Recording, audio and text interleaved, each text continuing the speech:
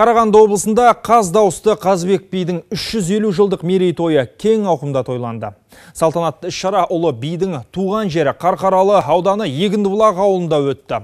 Оған парламент депутаттары мен қоғам қайраткерлері, белгілі ғалымдар мен зиялы қауым өкілдері қатысты. Дүбірлі тойға біздің сол өңірдегі тілшіміз Айнұр Әбдиева да қатысып қайтты.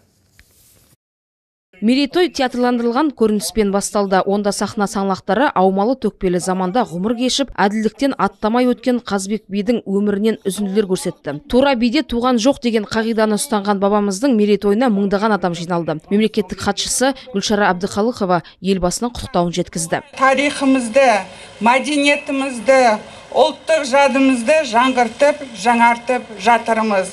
Бүгінгі мерейтой соның айқын бір дәлелі. Нұрсұлтан Назарбаев.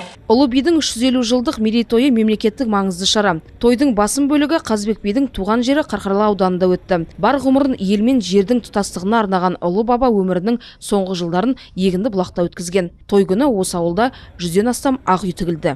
Баршаңызды көптен күткен қуаныштарыңызбен шын жүректен тағы да құттықтаймын. Бүгінгі мерейтой бұл бір адамның еңбегі емес, қаншама қарағандылықтар, қаншама меценаттар мен демеушілер атсалысты. Осы мүмкіндікті пайдаланып, сол азаматтарға ерекше алғыс айтқым келеді.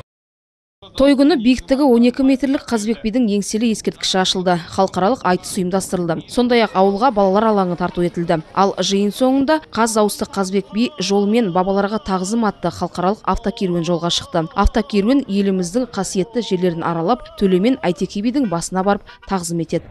Айнұр Әбдиева, Василий Савкин, Асет Асайынов, қорытынды жаңалықтар Қарағанды облысынан.